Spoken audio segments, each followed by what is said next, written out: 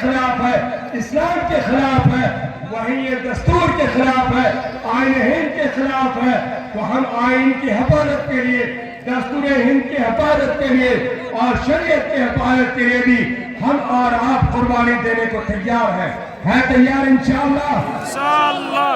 اور یاد رکھیے کہ NRC کا معاملہ، CAA کا معاملہ یہ شہریت کا مسئلہ تھا اور وقت کا مسئلہ شریعت کا مسئلہ ہے۔ یاد رکھیے شہریت سے زیادہ اہم شریعت ہے، شریعت ہماری جان سے بھی زیادہ پیاری ہے، لہذا شریعت پہ کوئی حرف ہے، شریعت پہ کوئی آ جائے، اس ملک کا مسلمان کسی بھی صورت میں اس کو برداشت کرنے کو تیار نہیں ہے۔ یہ وقت ترمیمی ایکٹ کے سلسلے میں صرف 2 منٹ میں میں اپنی بات کہہ کے اپنی بات کو ختم کر دینا چاہتا ہوں۔ اے لوگوں، ہمارے بزرگوں نے آپ کو بتایا بہت سارے وقت کے نقصانات، میں آپ کو کہنا چاہتا ہوں کہ یہ مودی حکومت، یہ مرکزی حکومت ہماری مسلم بہنوں کو اور ماؤں کو یہ کہتی ہے کہ ہم تو مسلمہ خاتون کے فائدے کے لیے یہ ایکٹ لائے ہیں، مسلم خاتون کو فائدہ پہنچانا چاہتے ہیں۔ اے لوگوں، ایکٹ کو پڑھ جائیے، کہیں بھی مسلم خواتین کے فائدے کی کوئی بات نہیں ہے، صرف مسلم خواتین کو وہ ورگلانا چاہتے ہیں تاکہ مسلمانوں میں جو 2 طبقہ ہے، ایک صنف نازک کا خواتین کا ہے، ایک مرد کا ہے، تاکہ عورتیں احتجاج پہ آ جائیں کہ ہمیں یہ وقت منظور ہے۔ یاد رکھیے، میری بار غور سے سنیں اور آپ حضرات بھی سنیں کہ اسی طریقے سے 3 طلاق کے مسئلے میں بھی یہ بات کہی گئی تھی کہ یہ قانون ہم اس لیے لا رہے ہیں تاکہ عورتوں کو فائدہ پہنچائے۔ یاد رکھیے، عورتوں کو فائدہ پہنچانا ہرگز مقصد نہیں تھا، اسلام کی اور شریعت کے قانون کو مٹانے کی سازش تھی۔ آج بھی ٹھیک وہی بات ہے، حکومت عورتوں کو ورگلانا چاہتی ہے، دھوکہ دینا چاہتی ہے۔ اگر یہ حکومت واقعتاً عورتوں کی مخلص ہے، عورتوں کو فائدہ پہنچانا چاہتی ہے، تو ہم حکومت سے مطالبہ کرتے ہیں کہ احسان جعفری کی بیوی ذکیہ جعفری، آج تک اسے انصاف نہیں ملا، پہلے ذکیہ جعفری کو وہ انصاف کو دے دیں۔ حافظ جنید کی ماں، جس حافظ جنید کو شہید کر دیا گیا، آج تک اس کی ماں در در کی ٹھوکریں کھا رہی ہے، اسے انصاف نہیں مل پایا۔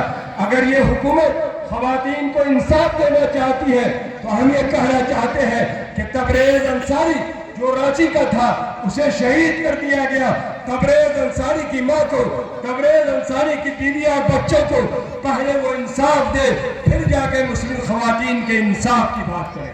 در حقیقت یہ حکومت صرف عورتوں کو ورگلانا چاہتی ہے اور یہ کہنا چاہتی ہے کہ عورتیں مسلمان مردوں کے مخالف ہو جائے۔ اس لیے میری ماں بہنیں، آپ اسے سمجھیں کہ اس قانون میں آپ کے لیے کوئی جگہ نہیں ہے، آپ کو فائدہ پہنچانا ہرگز مقصود نہیں ہے۔ دوسری بات کہ یہ حکومت مسلمانوں کو پسماندہ اور غیر پسماندگی میں بانٹنا چاہتی ہے اور یہ چاہتی ہے تاکہ مسلمانوں میں آپسی میں لڑا دیا جائے مسلمانوں کو، اور یہ کہا جاتا ہے کہ یہ ایکٹ اس سے لایا گیا ہے تاکہ پسماندہ طبقے کو فائدہ پہنچایا جائے۔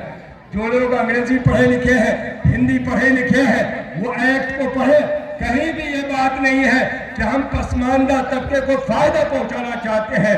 آپ غور کیجئے، اسلام نے تو پہلے ہی اعلان کر دیا کہ جو وقت کی جائیدادیں ہیں، آپ نماز پڑھنے جاتے ہیں مسجد میں، وہاں مالدار بھی جاتا ہے، غریب بھی جاتا ہے، کسی کو منع نہیں کیا جاتا ہے۔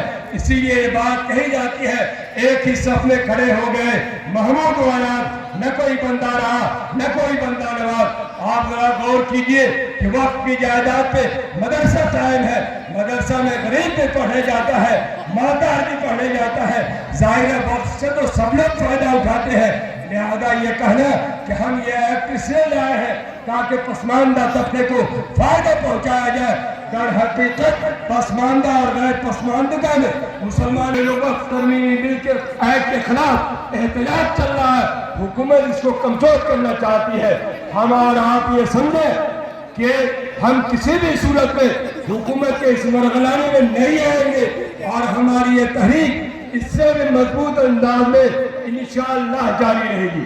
ہماری یہ تحریک رہے گی جب تک کہ حکومت اس ایکٹ کو واپس نہیں لیتی ہے. یاد رکھیے یہ ایکٹ کتنا خطرناک ہے. اس ایکٹ کے موجود رہتے ہوئے نہ تو ہماری مساجد باقی رہیں گی، نہ مدارس باقی رہیں گی، نہ مدارس باقی رہیں گے. یہ وقت کی جزیری چیزیں ہیں، ساری چیزیں ختم ہو جائیں گی. ابھی مفتی وسیع صاحب وقت بائی یوزر کی بات کر رہے تھے. لوگ بہت سارے حکومت ہیں کہ وقت بائی یوزر کو باقی رکھا گیا ہے. ہم بھی کہتے ہیں